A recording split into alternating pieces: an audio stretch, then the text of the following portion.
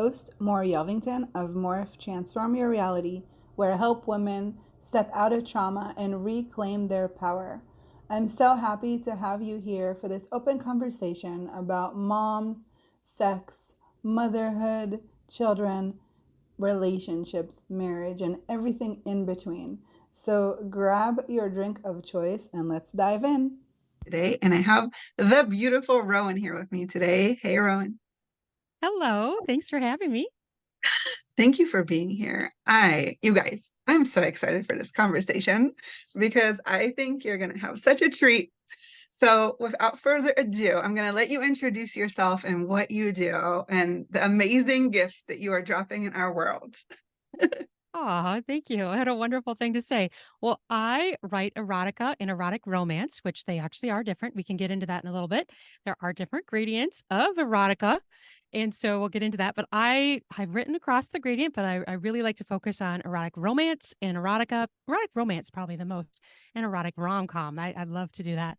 And I'm also a blogger at Oh Fuck Yeah with Ruin Willow, where I talk about all different kinds of sexuality topics. I have guests on. So basically, my Fridays are the guest episodes, and Tuesdays are the erotic fiction. That's kind of how I have it split up.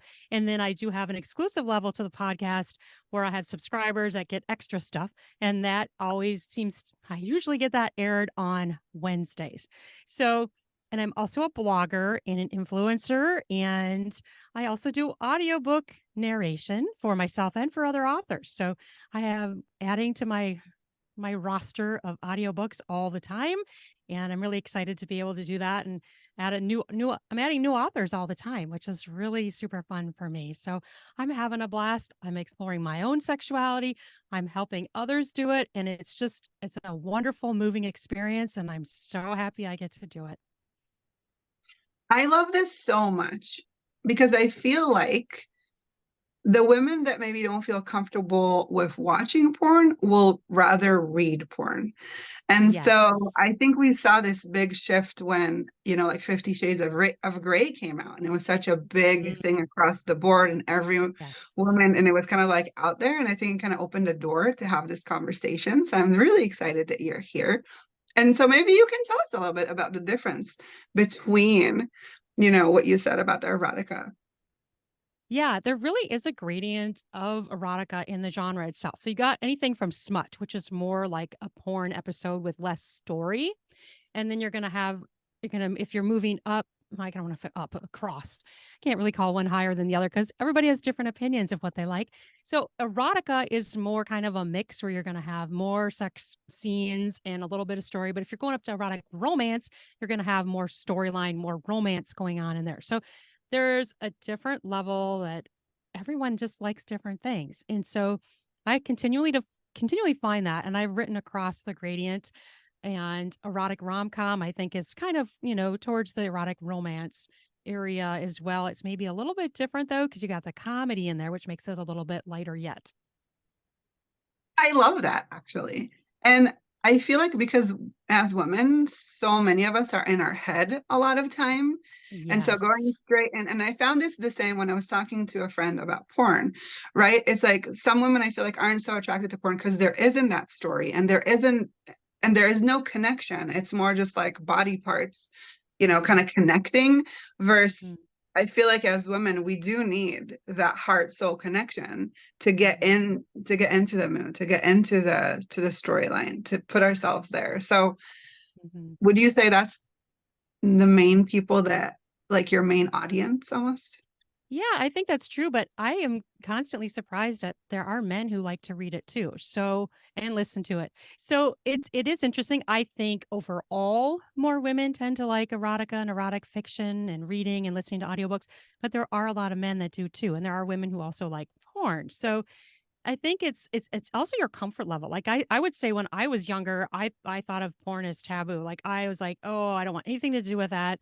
I didn't really even start watching it until probably when I hit my 40s because I wasn't comfortable enough, right? Like it felt like taboo. It felt like, "Oh, this is wrong. I shouldn't be doing this." But that's the problem with our society. They think of sex and try to teach they kind of push it on us that sex is bad, yet we're supposed to have sex, but it's bad. So we get this push and pull constantly.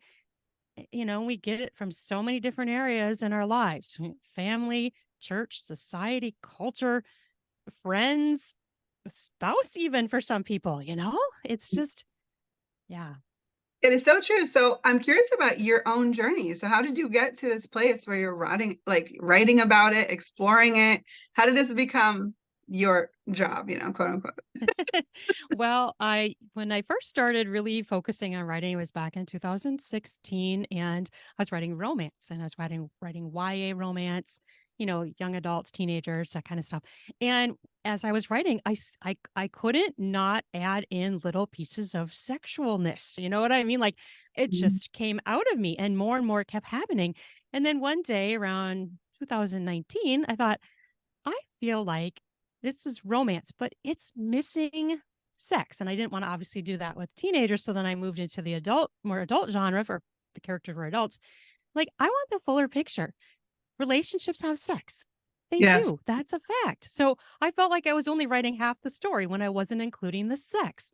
So to me, I don't even like to read regular romance that doesn't have sex in it anymore. I'm just like, this is half the story. Where's the rest of it? It's being left off. It's chopped off. I want it all. And that includes the characters having sex, because you can really learn a lot about characters as they're having sex too, because of what they do, what they say, how they react. It is another place for characters to flourish and grow, and the story can be furthered through the sex. And some people can't see that, and some people totally do. So, again, that's another thing where taboo and the culture holds people back with erotica, but it's a great tool. Erotica and audiobooks are a great tool for all of us to use to expand So our sexuality. yes, yes, this is so true and it's so powerful. And I really believe that we need a place that we can go and learn these things, especially because they're taboo and you can't talk about them. So where learn better than books that are written Mm, by real people with real mhm. emotions and real feelings that, maybe have been through it or want to go through it and they don't know how to take it. Do you feel Right. like sometimes maybe your characters are giving voices to these women? Oh, absolutely. And I think too, it is a great way to explore your fantasies. Maybe you're not even comfortable bringing up a fantasy to your partner. You could read about it, read a book about it. You could read it with your partner and then afterwards say, "Hey, what did you think about that?" To kind of feel your partner out. Like, instead of saying, "Hey, do you want to tie me up?" Like, if you're uncomfortable actually saying such a thing to your partner, why not use erotica to introduce it and start the conversation? And the other thing I think it's great for is foreplay. So it's great for yourself for foreplay in getting into a masturbation session and self pleasure. It's also great with your partner. So I always think of it as an actual tool to improve intimacy with yourself, your sexuality, your sensuality, and your partner. Oh my gosh, yes. I so believe this. I remember my friend gave me the 50 Shades of Grey book, and we were going on a vacation. And I Sure. was like, okay, fine, I'll take it. And I'm on the beach, I'm sitting reading the book. I look at him, I'm like, we're gonna have to go now. We're gonna have to go to the room. I love it. So yeah, we were alone in that room. That's awesome. I think that's fantastic. And what a great place to do it, because you maybe had the opportunity to on vacation, to take that time. Exactly. And I feel like that is so true because when you can take your mind off of something and jump into somebody else's world, and I Yes. love that it doesn't, I mean, I guess if you're doing audible, you would use a screen per se, but I see it as different medium. It's a different medium because Mm. it's almost like you connect yourself, right? I think there's this Yes. really connection part with a book that I think is kind of hard maybe to find when you're watching porn per se. Yeah, because there's no imagination involved. There's no guesswork. It's all given to you. You can't imagine what they look like. You're more immersed when you're reading a book or listening to an audiobook. You are placed in it. And and when you're reading it, even, you're even imagining their voices. Obviously, an audiobook, you're given those voices. But either way, you're using a part of your brain that's different than when you're actually watching porn. And like you said, the storyline, a lot of women, they want that story. They want the what else. They don't just want the sex. They want the what else happened? Why are we here? Why are these two people together? And where might they go next? Exactly. So maybe tell us a little bit about your books. I have quite a range of books. Uh, and I am that way because I feel like sexuality is broad and you may have an interest in a particular topic. That doesn't mean you're going to even do it. It might stay in your fantasy world. But Mhm. erotica is a way to explore that. So I have everything from female loving each other to erotic rom-com to dom sub stuff. I do a pretty light BDSM. If I don't do anything real heavy, I kind of do light there. And I have everything from I just started a hot wife series. I have, things where I have a few things where the female is dominant. I have written a little bit of that, but I write more where the male is dominant. But Dom sub power exchange is a great way to play as well. So I like to include that. And gosh, I just have so many stories and I create so many for my podcast too, which some of those I do take and turn into an audiobook or a written book too. So sometimes I double use my content in that way to reach a larger audience because not everybody's a podcast listener. Some people are That just is on so- Amazon, you know? yes, Mhm. so true. And so I'm curious, like, how has this changed your life, like your sex life at all, if at Oh, all? immensely. And I think for me, and I talk with a lot of women who are the same way, when you reach right around 40, maybe mid 40s, you start to not care what other people think as much and you start to focus more on yourself. And that definitely happened to me. And doing this writing and creating the podcast and talking to all these experts, really, I feel like I've taken classes in sexuality. I have learned so much and my life has changed so much. I wouldn't trade it for anything because it has just opened me up wide. It's opened up my ability to enjoy pleasure and orgasm. I've felt things I never felt my entire life until I do now. I'm open to sex toys where I really didn't get my first sex toy until I don't know, maybe 3, 4 years ago. And now I have like 60, 70. I don't even know how many I have. I have a ridiculous amount. And I have like companies always contacting me wanting to test them out. So it's like constant. So it's amazing. I literally can't believe how different my life is. And I wouldn't trade it for anything. That is so amazing. And all of it because you started writing and you wanted more, which is so Mhm. great. I just love Yeah. that. Oh, totally. And I never expected to learn this much, though. Talking to all the people on my podcast, I've had doctors, experts, coaches, just, I mean, I feel like I've taken classes. I've learned so much from these people. It's just invaluable. That is so incredible. And I'm sure your partner is pretty happy too, probably. Yeah.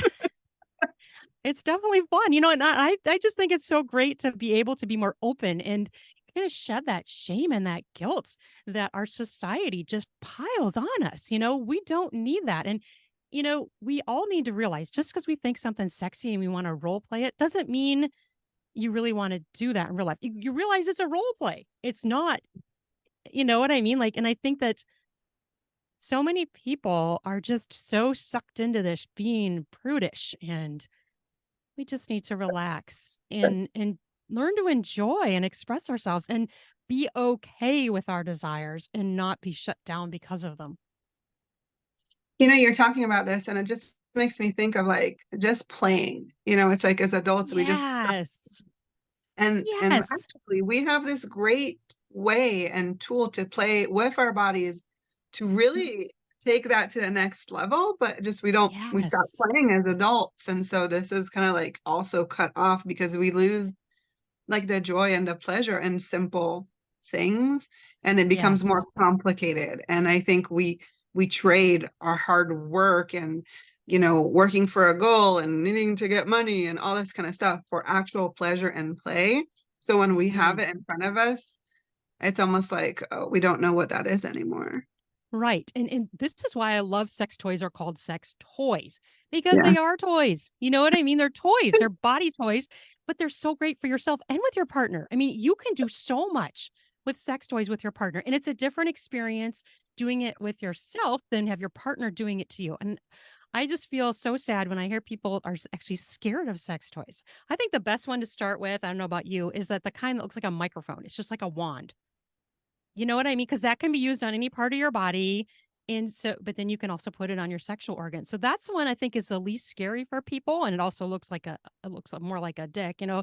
So it's just not as Right. scary. Some of these other ones look so crazy, they might be scared off, but I think that's a simple way to start. I don't know about you, what you recommend for people, but Yeah, to be honest, I think that's a really great one. And if you want to try one with a partner, I love, they have these like, I think they're like a cock ring that has like a little mhm. fiddler on it. So if you feel like Yeah. even uncomfortable to try something like that, this just goes on your partner. And then when there's friction, it just vibrates. So it just enhances Yeah. the Mhm. whole thing. And and together that just makes a whole, like you're both experiencing together. So if you're completely new to Mhm. anything like that and you're completely scared of it, and I know that back in the day we had to go to like the store and order one, but these days you could just get one on Amazon. And Oh if yeah. you don't like Mhm. it, you can return it. It's exploded. I love all of these sex toy companies and Amazon that are just creating more and more sex toys all the time. Now I'll see a new one, I'll be like, "Wow, look at that. These are toys for adults." You're right. We need to be playing, and these toys will help us do that. Yes, I love it. So if we want to find your books, how do we do that? I mean, besides There the podcast. Oh, they're in a lot of places. I have them on Amazon, Barnes& and Noble, Kobo, audiobooks.com. They're everywhere. Spotify now has audiobooks, which is really super cool. You can get audiobooks right on Spotify. They're in so many different places. Libro FM, I think they're called. I forget the name of them, but I mean, I literally have books everywhere. Apple, Google Play, something called And Everend. I never even heard of that. how would be the best way to find it? So what is like the name of your most common book, or is it in different places? Like how would we go Well, I about mean, it? if you there a lot of them are on Amazon. Not all of my audiobooks are on Amazon, but Amazon is a good place. You can just go right into the search and search Ruin Willow.